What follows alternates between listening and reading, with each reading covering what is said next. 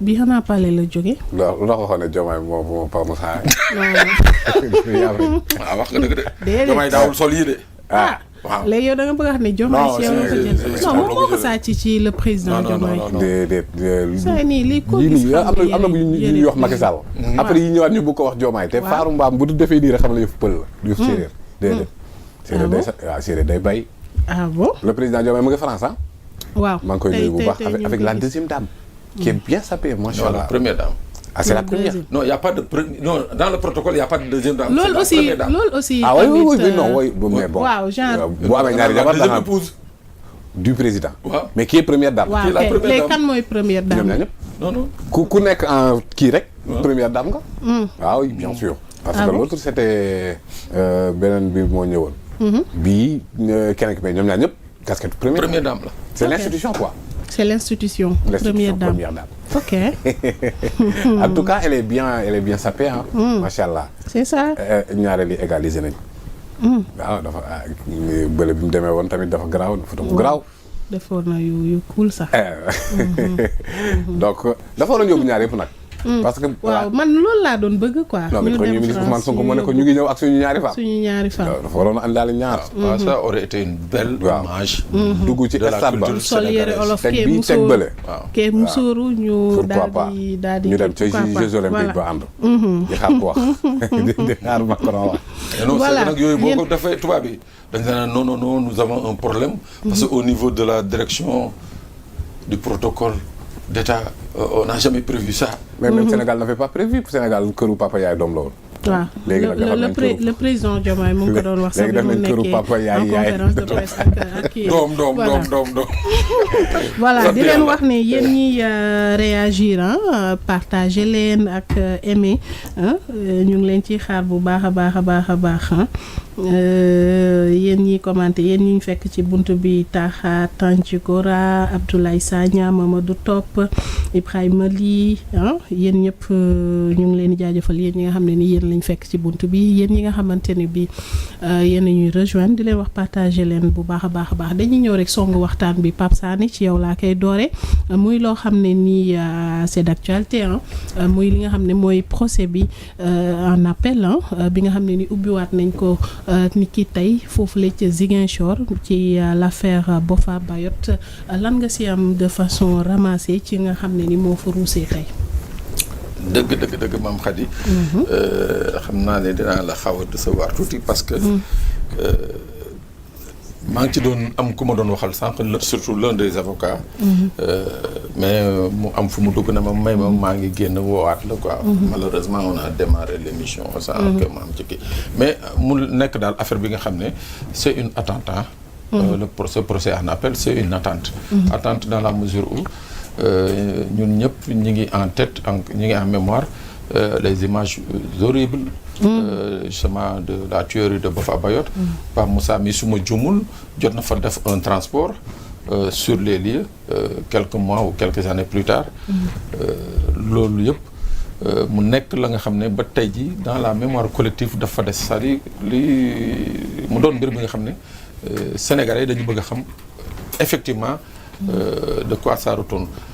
Il y a eu un jugement de première instance bi nga xam ne dafa am ñu mu condamné woon à des peines extrêmement lourdes mooy peine à perpétuité notamment kii di Oumar Ampoy Bodian ak kii nga xam ne mooy César Oumar Ampoy Bodian César Atoute Badiate ak René Capain Bassène ñaar ñii di René Capain Bassène ak Oumar Ampoy Bodian ñu ngi ci biir kaso bi ñu ngi woon fii Sénégal bi ñu leen di atte ñetteel bi di César Atoute Badiate moom dañ ko condamné woon par contumace à la perpétuité maanaam bañ koy atte teewul gisuñu ko et pourtant nag ca jamono jooju bëri na woon ay kilifa Sénégal yi nga xam ne ñu ngi doon waxtaan ak moom waaye nee nañu gisuñu ko woon rek comme kaawu contumace Ousmane Sonko bi rek Ousmane Sonko nekk fii ñu ne gisuñu ko kaawu César bi tamit noonu la léegi nag ci procès appel bi nag nga xam ne moom moo démarré bu weesoo mbëbbatu ñu ci bëri ci acteurs yi mooy ñi nga xam ne ñoo nekk ci kaso bi ñu bàyyi leen parce que jàpp nañ ni que ndeyu mbili gi nga xam dañ ko accusé par contumace. dañ ko condamné par contumace mu ngi fële tëdd ci benn réew di gala yaawe foofu alors que ñii dañ jàpp ni que ay complice nañu. ñu ngi ci biir kaso bi. muy benn mbir ñaareel mbir mi bi nga xam ne moo gën a attirer l'attention des Sénégalais. mooy li ma doon waxtaan ak Pam Moussa léegi ni balaa ñoo dugg si. mooy gulet ñi gis ni que contumace ku ñu accusé par ku ñu condamné par contumace maanaam un contumax def na appel ou bien prévoir nañ ko ci procès en appel et forcément Pam Moussa su bokkee ci rôle bi mooy que dafa def appel ba appel bi recevable. loolu nag mu nekk la nga xam ne moom laa doon wax sànq Pape Moussa ma ne ko mais leeral ma ci wàllu yoon lii nan la mën a nekkee. kon nag nañ ci profité Sénégalais yëpp. xam ci wàllu yoon lii nan la mën a nekkee. ci wàllu yoon nan la mën a nekkee. justement la non mënul nekk d'autant plus que Sénégal miin nañ léegi cette règle de procédure. un contumax n'a pas droit de faire appel. loolu Sénégal war nañ koo biin léegi. contumax ndax l'affaire Ousmane Sonko. merci contumax kon kan moo def appel pour César Atoute Badiane parce que César Atoute Badiane turam mi ngi ci document d'appel bi. kan moo war a def appel à son nom bu dee ñoom dañ koo jàpp. le jugement day daanu. waaw day anéantir. on reprend la procédure. ça n'a pas été fait. rek bizarrement ba ñuy wax ñan ñoo war a dem appel René Capain Bassène Omar Ampoy Badiane César Atoute Badiane ça m'a fait tiquer. wala ñoom dañoo jàpp César te yëguñu ko. et bizarrement plus tard quelques années plus tard après la tuerie de Boffa Bayotte on nous dit que ni signé nañ benn soi-disant accord ci processus de paix bi. boo xamante ne ñoom ci seen bopp ñooy relater ay réunions yu ñu am ak César Atoute Badiane. loolu dama ci interpellé lu bari yoon l'émiral Farba Sarr parce que attention César Atoute Badiane quand même c'est un rebelle. qui s'assume carrément, qu'il s'inscrit dans la dynamique séparatiste, qui veut amputer la Casamance. Donc loolu infraction gënu ko rëy crime gënu ko rëy teewul dem nañ ak moom Praia dem nañ ak moom Bissau dem nañ ak moom Gambie pour waxtaan ci ay mbir yooyu te moment boobu noonu ñu ngi lancé mandat d'arrêt contre moom. donc kon ñoom gis nañ ko ba pare 2 mandats d'arrêt justement léegi 2 mandats d'arrêt contre moom. ñi nga xamante ne tey jii nii ñoo nekk ci prison yi à la perpétuité René Capain Bassène amul benn preuve boo xamante ne teg nañ ko ci deram bi nga xamante ne moment bi ñuy jugé léegi nii. Maître Ciré Clédor Ly a fait savoir qu'après 48 heures de garde à vue. C'était le 17 janvier 2018 le procureur de la République El Hadji Alioune Sylla avait signé le procès-verbal de la prolongation de la garde à vue René Capain Bassène suite à une lettre du commandant de brigade de la gendarmerie qui s'est rendu compte de sa bourde et a demandé pour obtenir une prolongation de la garde à vue. Maître Ciré Clédor Ly veut faire voir à toute cette procédure doit être annulée pour cause de nullité, ce qu'il est d'avis des OPJ comme du juge d'instruction. Ils ont violé la loi sur tout son parcours, ne serait-ce que sur le plan procédural. Alors maintenant dans le fond, est-ce qu'il y a eu un élément matériel imputable à René Capain Bassène? Je rappelle que c'est un journaliste. boo xamante ne man jàpp naa ne fii àdduna toll waratul am frontière bu jaree sur une problématique nga wax ji ak rebelle bi da nga war a wax ji moom balaa ngaa bind ci rébellion Casamance xanaa nga wax xam leen. ce n'est pas interdit à un journaliste. mu dem journaliste kay fu nekk la war a dugg pour am information. moom nag daa dugg ñu ne ko ca nga bokk. man mii man ji ñoon ne mais si laa bokk rek. man mii. yii man ji ñoon ma ba bëggoon ba tegoon ma fa ndëgg sarax pour bu mu egg sa jigéen ñi ne ma kër tëb. te man damay wax ak ñoom damay dem ci ñoom. mais guerre yi ci àdduna bi journaliste yaa nga fa. waaw c'est ça léegi René loolu la def di wax ak ñi nga xamante ne ñoom la concerné di bind il a écrit beaucoup de livres sur le conflit Casamance.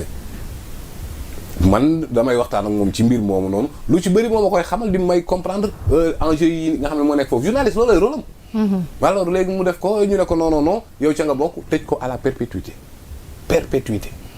benn journaliste nga wul tamit loolu tamit jaaxal na ma les organisations de presse parce que il était dans l'exercice de ses fonctions mënuñoo wax leneen mais rien du tout kenn ngeeyu ci kenn yàbbeewu ci ñu tëj ko à la perpétuité sa giiru dund.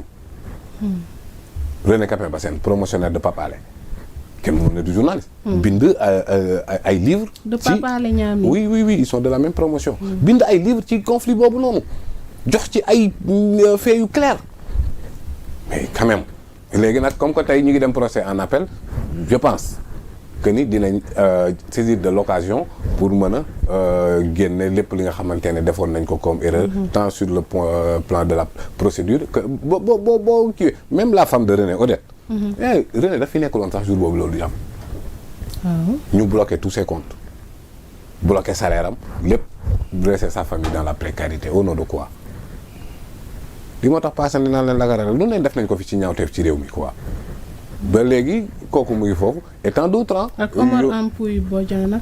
waaw bon man nag kooku moom c'est son cas je le prends vraiment avec des pincettes moo tax booba moom du ma ci sori parce que voilà mooy loolu man da en tout cas René bi nga xamante ne xam naa ko te xam ne ci lii la nekkoon moom je peux dire sans risque de me tromper que ni nekkul woon ci lii nii yëpp ñu koy jiiñ ba ko di ko dóor perpétuité léegi César moom il s'assume moom rebelle la moom voilà léegi rebelle bi loo leen mën ci moom quand est-ce ce conflit-là qui a duré plus de 40 ans sans que cette organisation rebelle musul jël sax le contrôle d'une sous-préfecture ñooñu lan lañu war a mënal armée sénégalaise lan mais s'il y a une volonté politique une volonté militaire en même pas 48 heures ce conflit-là ñu conjugué ko au passé mais non parfois gars yi dañuy mel ni ñuy saboter quoi génn frontières yi dem santé Diop dajeeg Salif Sadio parrainé par Ousmane Tamba ñu taf yëngal wax signé ay affaires Salif Sadio lui-même naan état du Sénégal wax leen armée bi mu pousse sama PC sama poste de commandement comme si c'est lui qui commandait l'état du Sénégal négocie avec benn militaire qui appartenait au gaz groupement aérien sénégalais ñu koy wax Ousmane Tamba boo xamante ne dafa infiltrer l'armée sénégalaise ñu démasqué ko mu daw kooku di nga taxaw ëllëg ak si biir ngay négocier ak moom c'est comme si voilà Sénégal moom yenn saa yi damay yaakaar ne sur le plan sécuritaire dañuy fo da ngay jékki-jékki comment il s'appelle encore celui qui faisait le coup d'état contre Diawara de la Gambie. Kukoy Samba Sagna se retrouve avec passeport de Sénégal fii. koo xamante ne il est responsable de la mort de plusieurs militaires sénégalais opération Fodé Kaba 2. kooku naka la war a mën a toogee ba pare di yore pièce d'identité Sénégal. Ousmane Tamba naka nga mën a négocier ak moom ci lan sur quelle base. Des séparatistes non man je suis d'accord avec la doctrine des Israéliens wala Algériens ñii leer na leen ce sont des feux de route tu fonces ça passe ou ça casse bombarder lépp te lépp mu jeex tàkk vous allez voir personne ne va plus faire ça donc toog nii di jigéen ay journalistes ak di def ay procès di tëj nit ñi ay perpétuité depuis 2018 alors que yow leer na la ne le fond du problème laaloo ko tëj René da nga régler dara tëj nga rebelle nga ne alors que front sud front nord ñëpp a ngi jax mais bu doon kooku dafa am benn impact ci bi xanaa sax son arrestation mën a yëngal les tout yëngalul dara Pape Moussa a tellement raison des fois tu te poses des questions sur la volonté de l'État du Sénégal de régler cette question damay wax dëgg Mame Khady man dama ci am expérience yu bëri dama ne man yàlla daf maa jàppale je suis un élément de l'histoire première année ba may dem Casamance la première année ba may dem vacances première année boobu la mbir mi amee sama kanam kër fi mu amee ak sunu kër HLM Budodi c'était à 50-60 mètres maanaam jaxaran j'ai vécu les premiers soubresauts de cette pseudo-rébellion sama kanam nii alors ma ciy topp di ci topp mais pour dire que Pape Moussa a raison gis nga mbir mi soo ko xool nga analyser de fond en comble tu te rends compte que ça a été une véritable mafia xaw ma politico militaro religieux c'est-à-dire il y avait du tout pour permettre à certaines personnes de s'enrichir indûment Pape Moussa mu ngi koy wax depuis 82 il y a pas une parcelle du territoire sénégalais bi nga xam ne MFDC nee na moom moo zone am la territoire am la y en a pas et pour dire que des fois on peut se poser légitimement des questions ndax État du Sénégal bëgg nañu mbir mi geex lu tax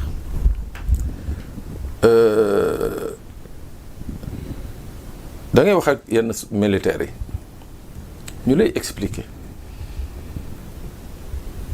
condition ya nga xam ne ñoom mënoon nañu exterminer définitivement cette crise mais ordre yi jógee Dakar ñu ne leen noo taxaw leen fii yam leen fii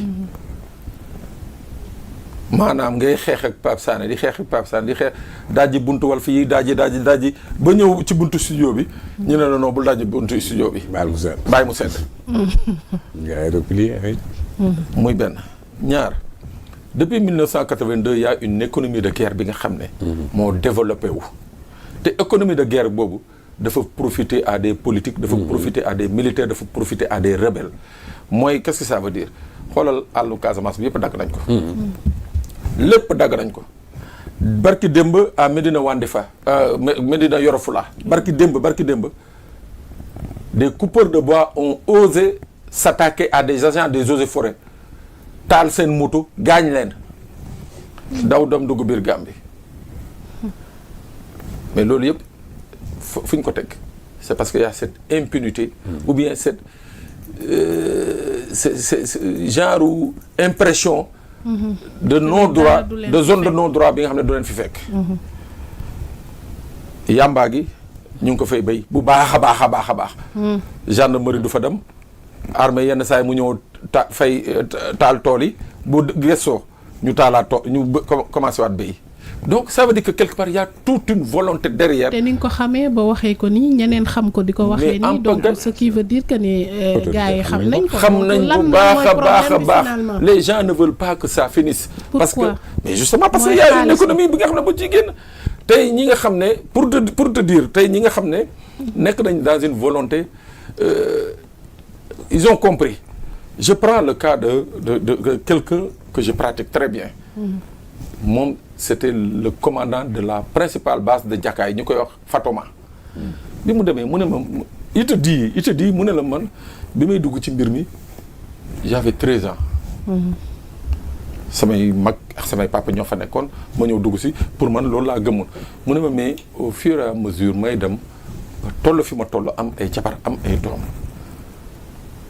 mu ne ma mais je me suis rendu compte que nous on était dans l'utopie.